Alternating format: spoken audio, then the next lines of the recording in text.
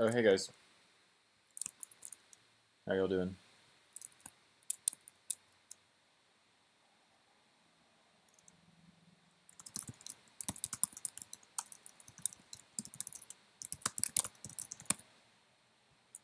Yeah.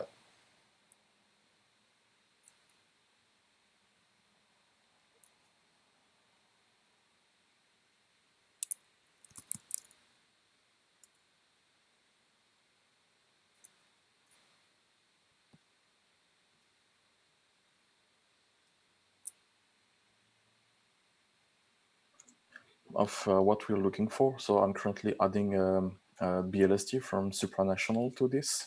Mm-hmm.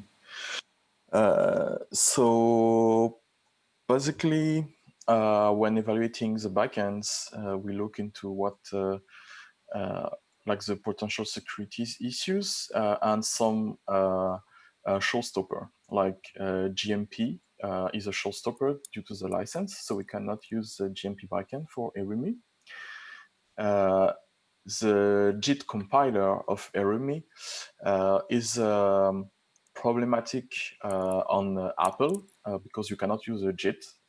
So that Firefox doesn't use a JIT, for example. They have to use Safari. Right. So that leaves only the assembly backend, for example. Mm-hmm. So this document is for your It internal evaluation. Yes. So basically, we are using Milagro from 1 year and 3 months ago. Right. The repo has been deleted. Well, it has been renamed, changed, refactored, and stuff. So we have 4 backends.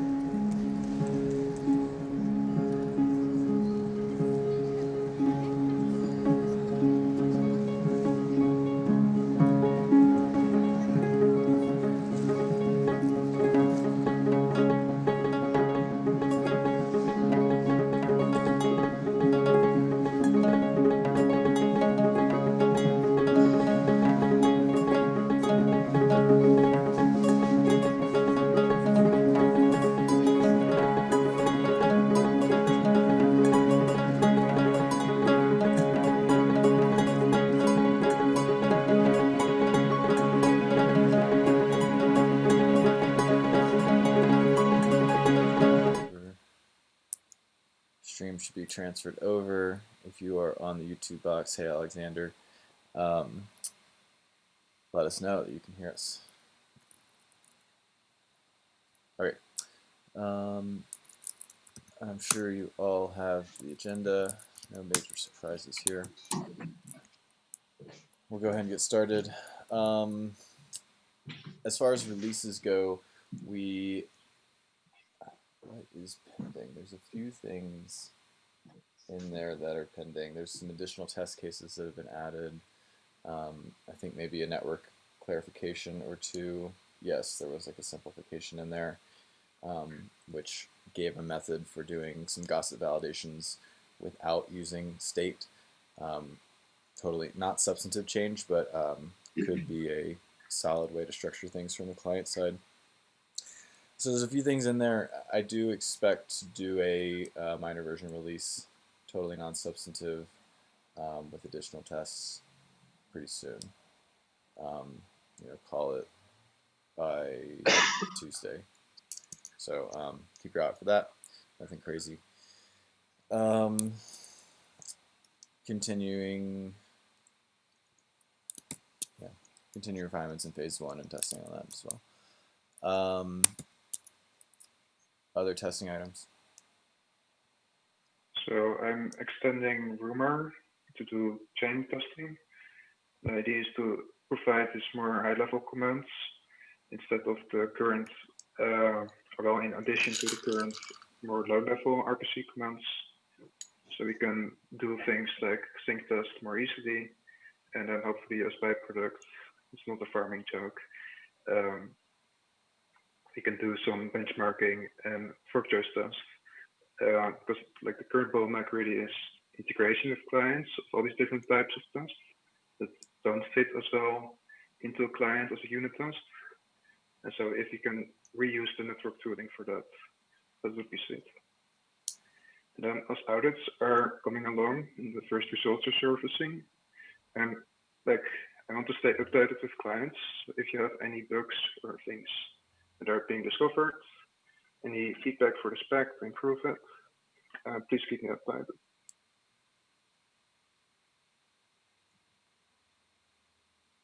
Thanks, Bruno.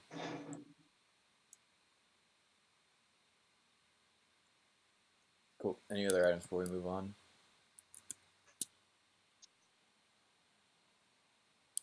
Okay. Testnets next up. I have 2 items in there, Altona and attack nets. I know there's been a flurry of discussion around Altona on the Discord, and maybe some consensus on pushing back Genesis. I don't know if we've actually hit Genesis deposits, min Genesis deposits. Does anybody have the TLDR on that? Yes, we have reached the minimum number of deposits. We also reached the previously agreed min Genesis time that was yesterday. But we now have the situation that due to some invalid deposits that had to be redone last night, that we have technically a Genesis event happening during the night between Friday to Saturday or on Saturday, depending where in the world you are. And there is this discussion to move this min Genesis time to Monday, so we don't have to observe this Genesis on the weekend when most people are not available or not as available as during weekdays. But there's no new proposed Genesis time yet. But other than that, this tested is ready to go. Gotcha. And one of the downsides there is that you are planning on being off starting Monday, correct?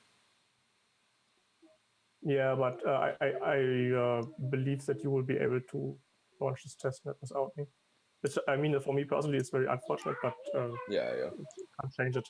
And what percentage of the validators do you control in the Genesis? I didn't manage to get any in. Oh. I was waiting for the clients to make deposits, and right. I'm not and sure who's controlling the rest of the validators, but I didn't manage to get any in. So it's probably fine. Okay. So we're essentially deciding on a delay from what, like 8 hours ago?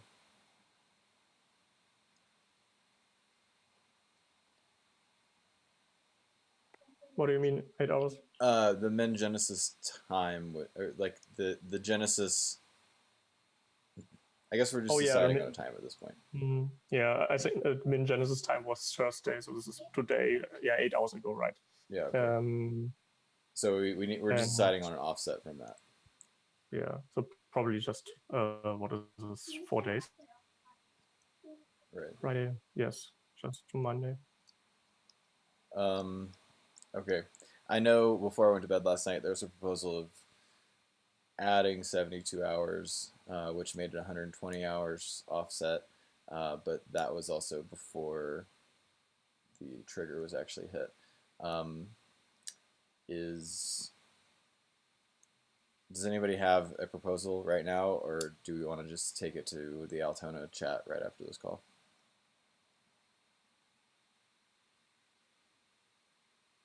I think we can take this offline. Yeah, okay. Let's reconvene quickly after this call in the Altona and toss out a couple of times. Great. Okay, I circulated a document about attack nets. The intention here is to create a specific text net. Altona is probably more of a dev net. Attack nets for developers, attack nets are for attackers, and test nets would be largely for users. The distinction here is I think most of the users don't really care about attacking and really want to get a feel for validation, feel for like what this is, how things are going to work in production. Whereas there's probably a subset of users that are interested in attacking and trying to break things, so we'll create a specific zone for that. I'm thinking once we see Altona reach some stability, we'll take the stable set of clients from that, whether that be a subset or all 4 that are participating at the time. And probably to start, just have EF internally spin up a handful of nodes of validators and run a testnet that's separate. Put out some specific bounties, just try to get our feet wet and see if people are interested. We can also attack these, which I think would be fun. From there, I kind of get it up quickly, fail quickly, see what's up, and iterate. Obviously, we can bring in client teams to manage these things as well, but I figure, at least to start, not bringing in client teams and putting the extra burden on them would be probably the way to go. This is just generally an update. Does anybody have thoughts or questions on this? The idea is probably the next 2 weeks have something up, have it publicized, have some small to reasonable sized bounties for some particular things, and see if anyone gets involved. Quick question. For the attack net, are you looking for a client to support certain RPC endpoint, for example, double propose, double attest? And if yes, is there a spec or a standard for that? Right now there's not, and opening up these RPC endpoints is potentially dangerous. Obviously, if you keep them in like a isolated debug zone that don't reach mainnet, that's okay. But I imagine that the first attack nets that we put up, we might not even make deposits available to really isolate the scope, so that we run all validators and the scope of attacks are more things like DOS and other things that aren't related to consensus messages, just to keep the complexity reduced. I think over time, I'd like to open up deposits on these types of things, but I also am happy to put the burden of making bad messages on the attacker.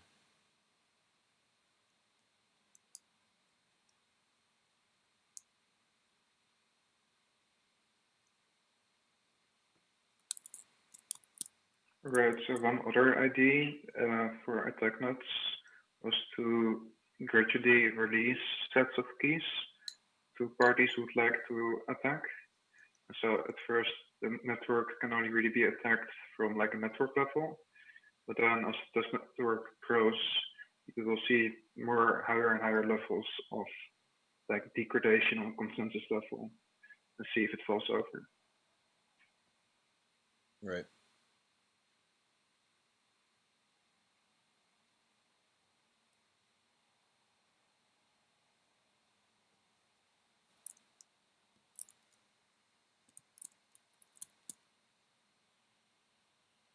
Okay, cool. Like I said, we're going to try to handle most of the complexity there rather than adding another burden to the client team's plate. But I will keep y'all informed. I'm sure there'll be plenty of questions and stuff we will ask as we go along.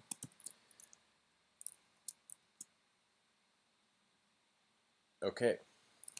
Moving on to client updates. Let's start with Prismatic. Hey guys, been a pretty good 2 weeks. So we completed an audit from Constamp. They found a lot of really great stuff. We've been focusing on kind of cleaning all those up and really just patching up all the serious vulnerabilities that they found.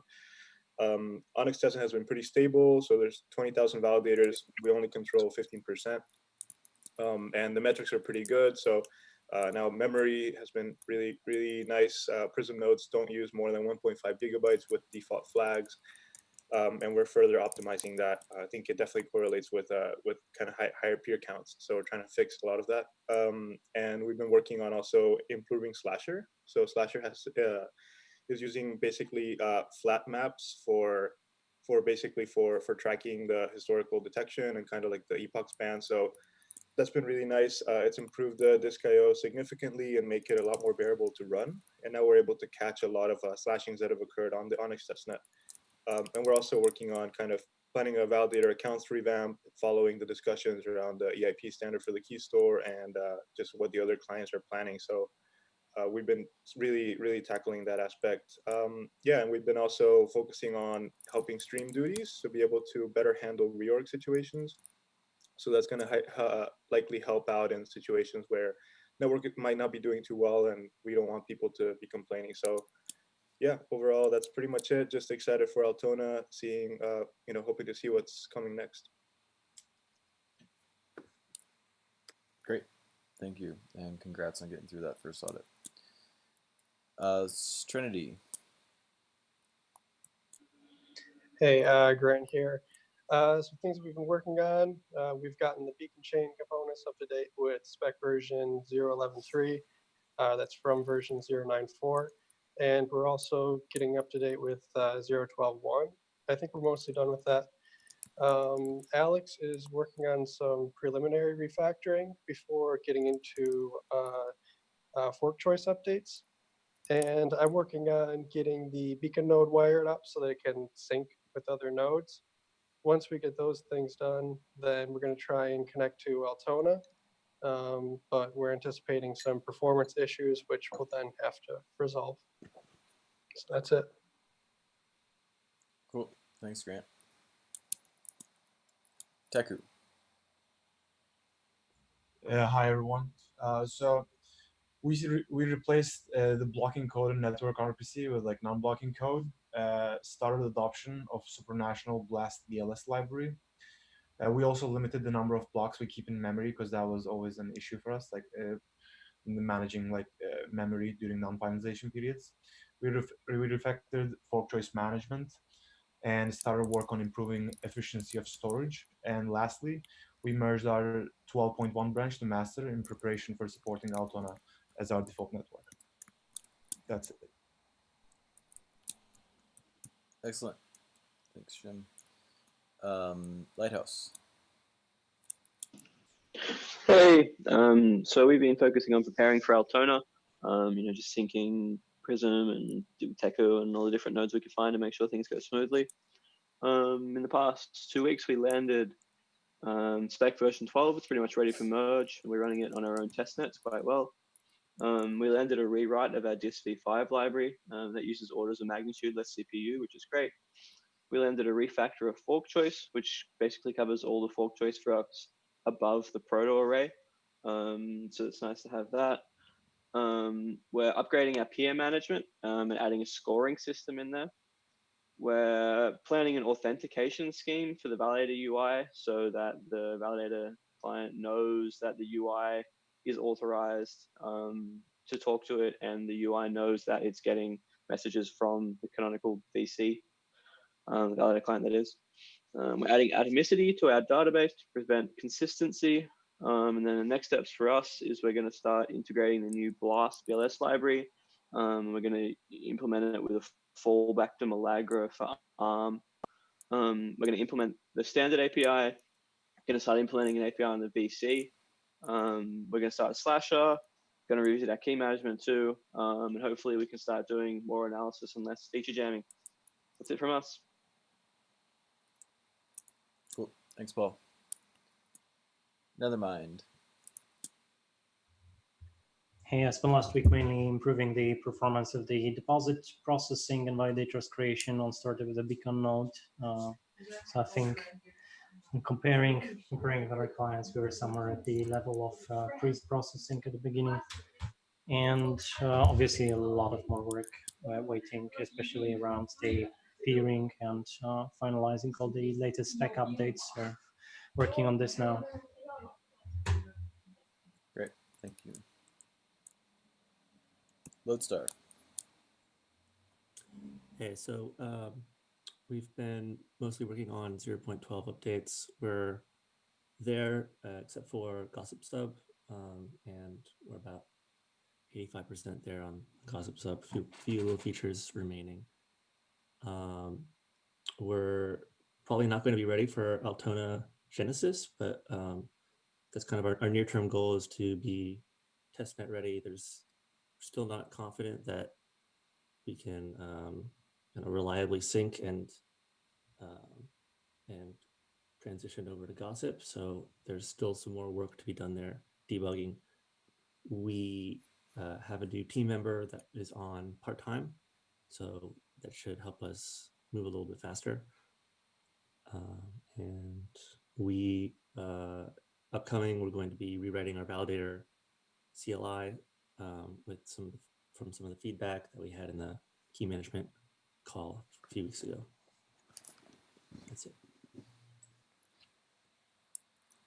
Cool, thanks, Cameron. And Nimbus.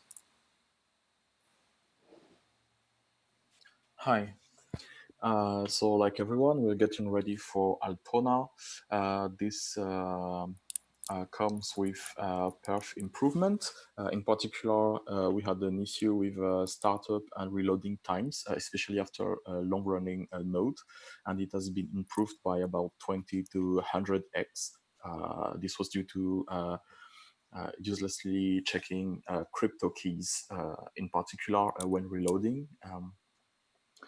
We had memory leaks improvement. A backward sync now is faster than forward sync. We also fixed bugs that were detected by beacon fuzz. Some progress on the validator split. We have an ongoing reevaluation of the BLS backends because our backend is now a bit more than a year old in terms of Milagro, and we are evaluating between Milagro, Miracle, which was made Apache last month, and that has a lot of hash-to curve optimization, BLST and Hermes. And we also switched to 12.1 by default when we build Nimbus. On the networking side, progress on noise, Gossip Sub, Disk V5, and also introducing metrics for Disk V5. On the testnet side, we can finalize on Onyx, the Onyx testnet. And we also had in the past testnet 0 and testnet 1 with permanent nodes. And we will be dedicating the nodes for testnet 1 to the Witty testnet and Altona on launch. And that's it for me. Great. Thank you. Moving on to research updates. Does anybody have anything for us?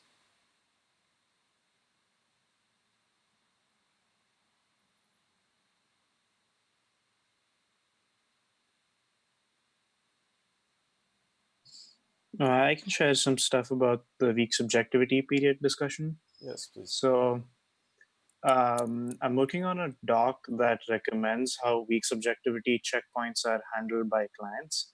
And the gist is that new nodes that start up after Genesis, for safety reasons, we want them to be syncing starting from a more recent state than Genesis. And after some calculation, this recent period comes out to be around 14 days. So come deployment time, it's going to be a very standard thing in the client workflows to release these checkpoint states and distribute them to new clients, probably every 10 days or something like that. And I think we need more discussion on how these checkpoint states are to be distributed, whether it's in the client code base or some endpoint, P2P or otherwise. So I guess I'll share the doc in the ETH R&D Discord, and we can probably discuss there, and then maybe discuss some more in the next call. Cool, thanks. So it's a mix between getting the security right and a UX problem also. But I've checked out the doc. It's really great. Thanks, Aditya, and get that to you all soon. Carl, where do we stand on key stores, EIPs, standardization, things like that? I know y'all had a call last week. Anything to share following that? Yeah, we had a call. You sound very far away from your mic. You might be using your computer mic instead of your headphones or something.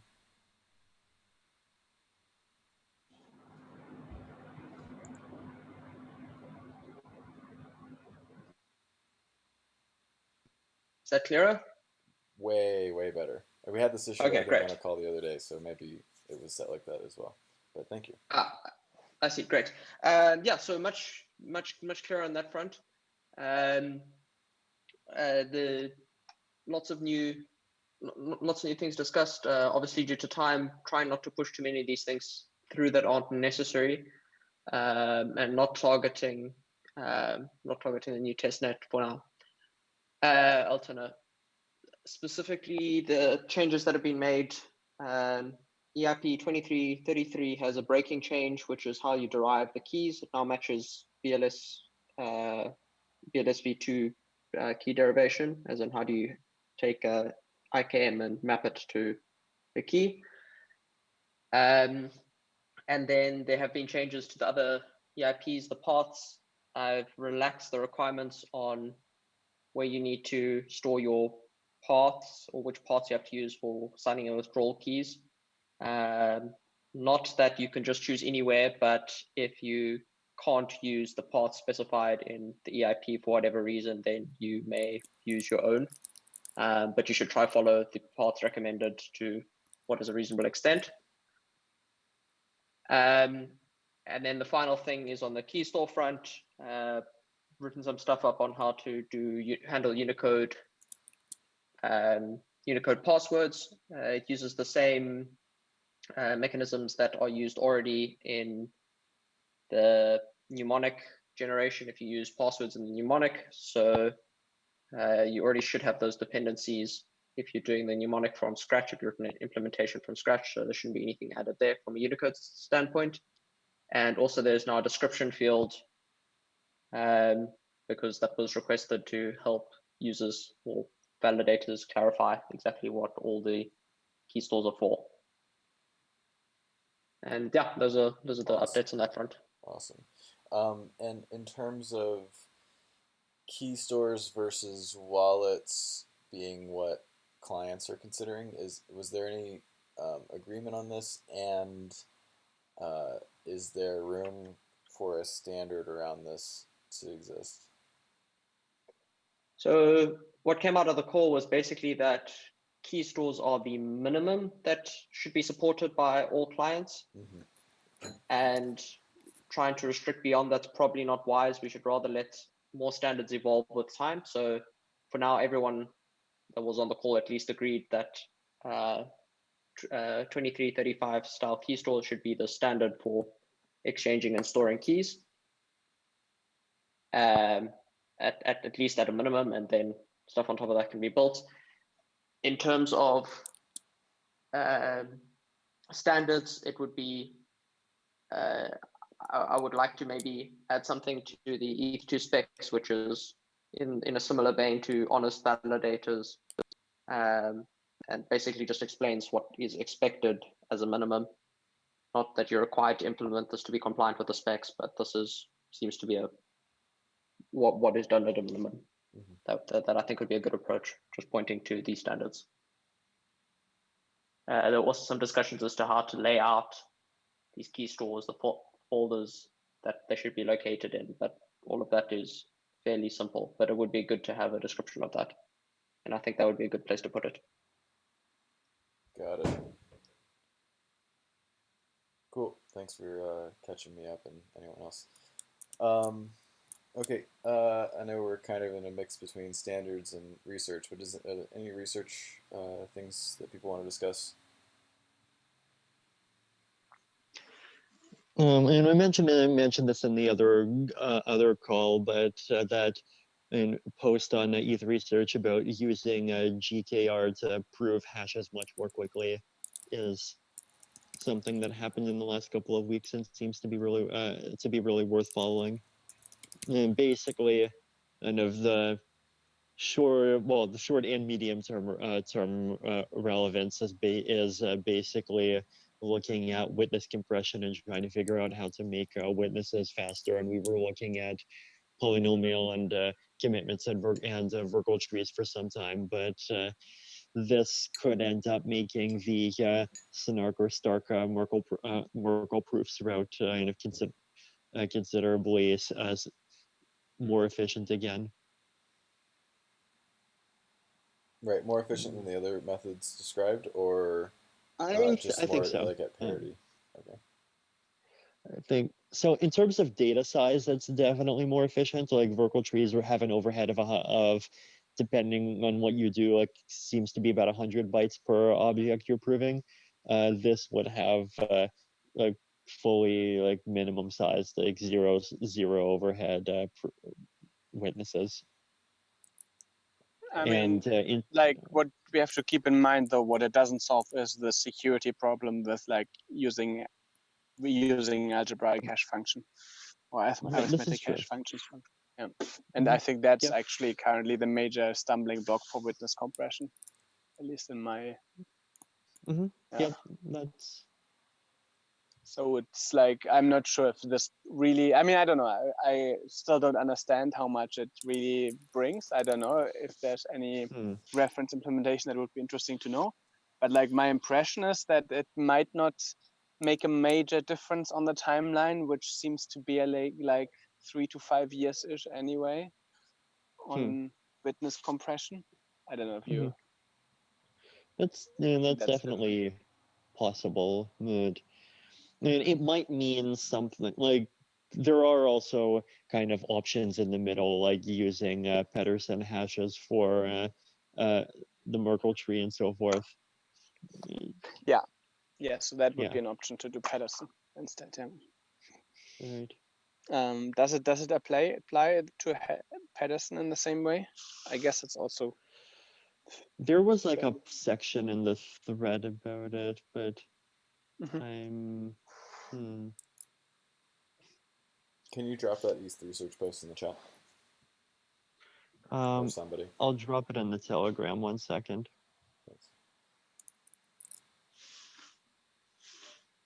Thanks, Ben. Ben dropped it. Thanks, Vitalik.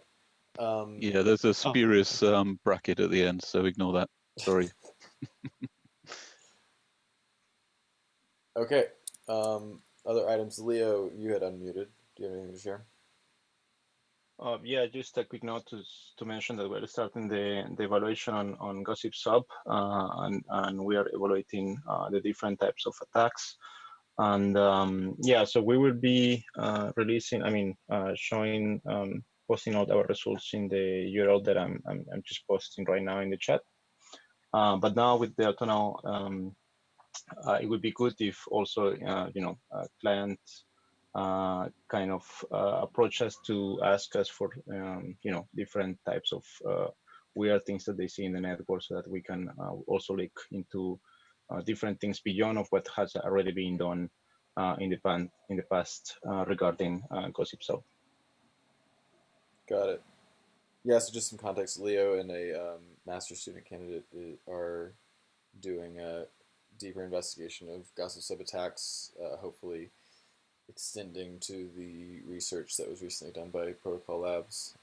So yeah, if you have some types of attacks or some particular areas of Gossip that you're concerned about, be good to get in touch with Leo. And thanks for sharing the repo. Thanks. Joseph?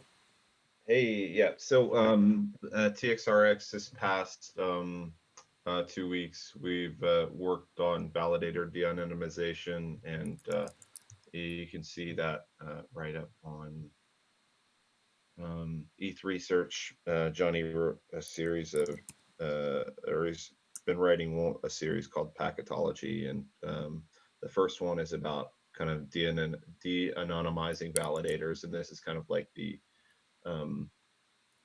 I'd say just kind of the rough draft approach, and he's been able to de-anonymize or essentially connect a IP address to public key. And we're also working on a phase 1 client using some of the research from Alex's Onatoll's transpiler for the PySpec. And that's it. Thank you.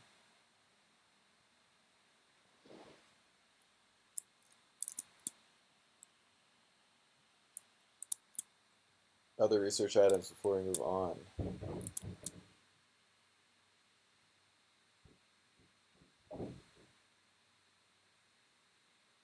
Great. Okay, networking, open discussion, but we'll start with these items that Proto dropped. Firstly, Raul mentioned on an issue, Raul from Prismatic mentioned on an issue in the spec repo that we're in the spec currently supporting Snappy and non-Snappy. Specifically, non-Snappy was removed from Gossip, but both are still supported on the request response domain. Actually, when we were when we removed interop, I did notice that this was not kind of under interop and was implied to be for mainnet. But does anybody have a strong use case for leaving non-snappy request response support?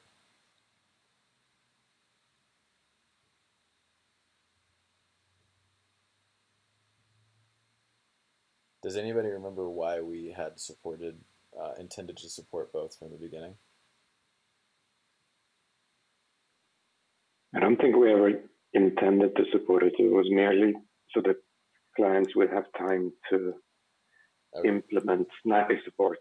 Right. We left it in. Because in Gossip, it was kind of both were stated as, interop was stated as non-snappy, mainnet was stated as snappy, whereas for request response, it just kind of had both, and not a distinction. So I thought maybe our intention was to support both. I don't see a reason to not remove the non-snappy, but waiting for someone to say if they have a reason, like plain text debugging or something like that. I'm not sure certain. So basically, even if we remove it, clients can keep support for it if they want to. It doesn't really matter. Right. But thanks, I'd also add that like we haven't really run any numbers on Snappy for blocks. I mean, yeah, you're right. Everybody has the feeling that like it's kind of a nice thing, but it's we put a finger up in the air and felt which way the wind was blowing, but we haven't really investigated. Yeah, there's enough zeros in those blocks that we have relative confidence, but you're right. Maybe let's do a. So for compression, one argument is the attestation format, which is still on bit fields, even though on the subnets there's only really one bit set. So that compresses really well. Well, yeah, but like then you could argue that if we move to quick later on, that'll also compress it. There's like several layers you could potentially compress.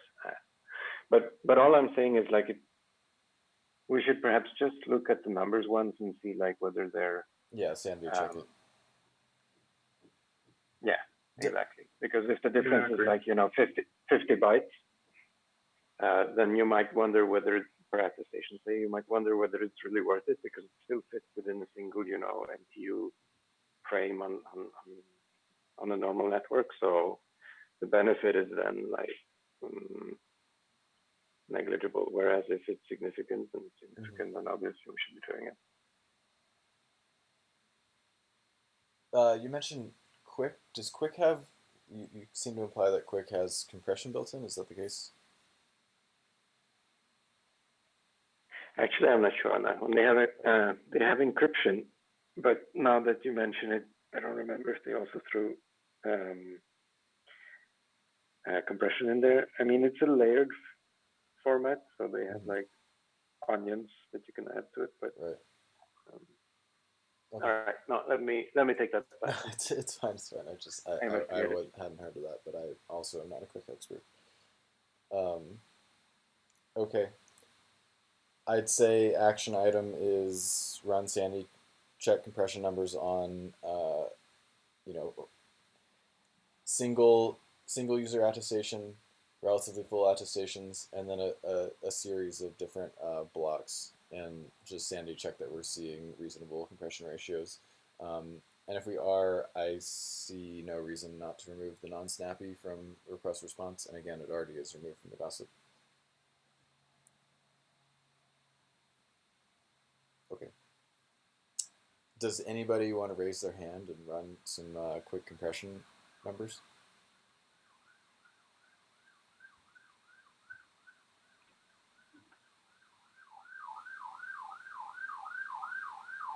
Yeah, okay, that's right. We'll get to this. Leo raised his hand. Are you raising your hand to run compression numbers, or are you raising your hand to say something? Yeah. I would be interested to take a look into that. Yeah, cool. The easiest way would probably be to pick a client, open up whatever they're using for testing and simulations, and just produce some objects and go from there. Yeah, I think we can try that. Who should I follow up with this after the call? There is an open issue on the specs repo, a recent issue. I'll drop it in the chat, in which the suggestion to remove non-snappy was made, and we can add the numbers there. Okay, I will take a look into that. Thank you very much. Okay. Let me pull up my list again. Yamix support. From what I can tell, it looks like, so not everyone supports Yamix. This is like the advanced, presumably better and more advanced multiplexer. I've only, that is hearsay. I can't qualify that with data or an explanation. But I think there were potentially some issues between Lighthouse and Prism Yamix support, which, yeah, I don't know. That's the state of things. Does anybody have any follow-up on that? I think the easy thing is for Lighthouse to keep Yamix disabled until we can debug it, but otherwise, anything else to discuss here?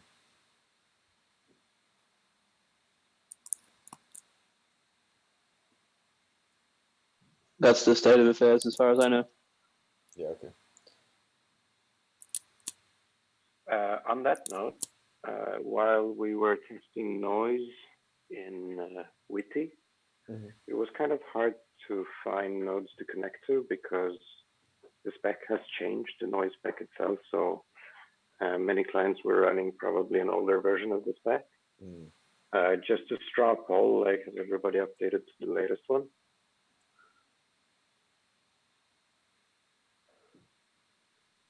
I don't know. Sorry, that'd be an Adrian question. A follow-up is this is the noise spec currently being versioned? And if so, we should probably point to a specific version. I'm not sure, actually. I just know that between our first implementation and our second look at it, it changed significantly. They removed some framing and stuff. So yeah, okay. Yeah.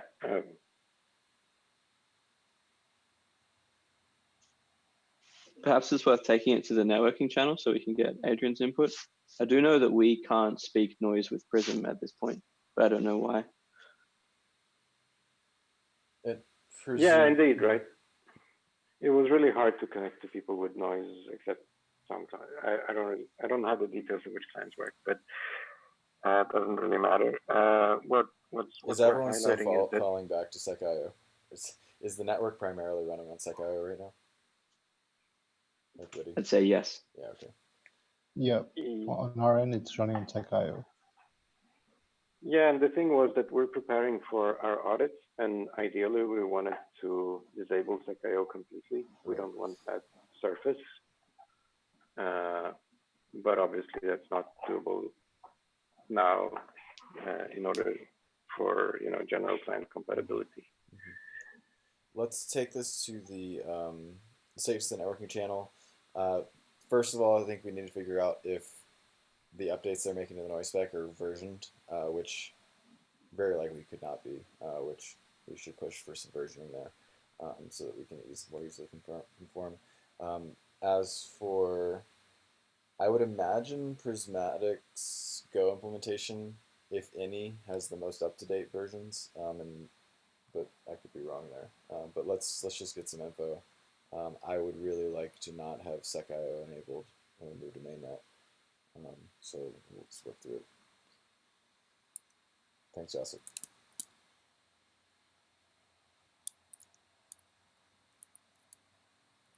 Well, it was very lonely out there with noise. It's easy to, it's easy to come to conformance though with yourself if you can't hear anyone else. That's true. Yeah, infinitely secure too.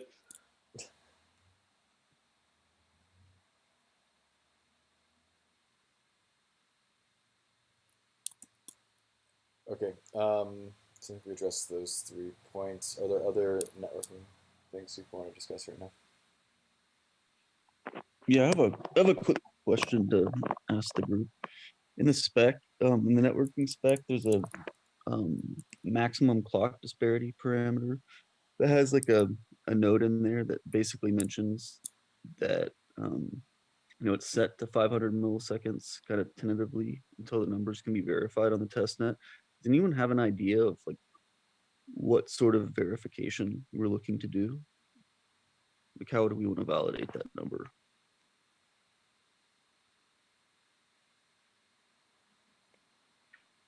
I know that one of the tweaks we did in order to improve our Witty performance was to increase that number. Okay, so but that's purely how do you say, non-researchy, anecdotal. There we go. Thank you. It was what? Sorry, I missed that. Anecdotal, meaning they changed the parameter and things seem to work better, but there's not much. Okay. Well, that's interesting. So, so basically, what you think you were seeing is that there were packets, or sorry, there were like maybe blocks or attestations that were arriving sooner than expected, and when you lowered that number, you weren't ignoring them. Yeah, exactly. Because when validating packets for Gossip Sub, one of the criteria is that the packet is not too recent with regards to your local clock. And if there's two ways to handle that. You can queue the packet up, or perhaps you can be more tolerant on the clock. Yeah. And we didn't want to build the queue, so we just became a little bit more tolerant on the clock in that note. But obviously, build the queue. Well, yeah, the queue is the better solution, but then you need to protect that queue against abuse in the sense that but it's also the larger we make that number, the more validators, malicious validators, can try to exploit it. The more play they have in timing attacks and things. So I took a look at the numbers just when I was listening for blocks, and my code was agnostic, to the clock disparity. It would just accept it. Obviously, I didn't see anything that came in earlier than 500 milliseconds, but obviously everyone else is respecting that. So I guess it didn't surprise me, but it didn't really seem like compelling evidence that it was valid either. I can maybe open an issue and just throw that chart in there, and we can talk about that. Yeah, that sounds good. Okay. Are there any other constants lurking like that? I probably need to do a pass on let's evaluate this later. I know that's yeah. I'll scan through it too. That's a good question.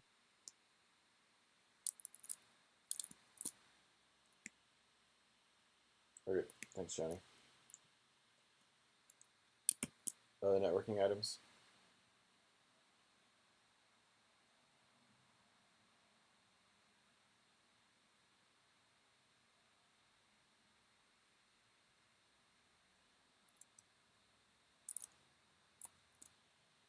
Okay. Any spec discussion outside of networking?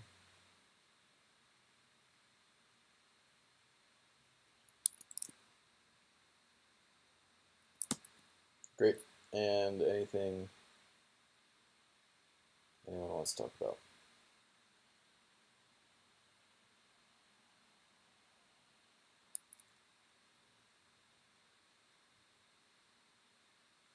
Cool. I hope someone was taking good notes because we have a bunch of little follow-ups. Yeah, I've got all your actions highlighted. Excellent. Thank you, Ben. Okay, I hope you all have a great day and a great weekend, and that Altona launches very successfully on Monday. Let's shore up, hop in the Altona channel right now. We can shore up a Genesis offset or tune that Genesis time. Thanks, everyone. Bye. I guess. Thanks, everyone. Bye. Bye. Thanks. Thank you.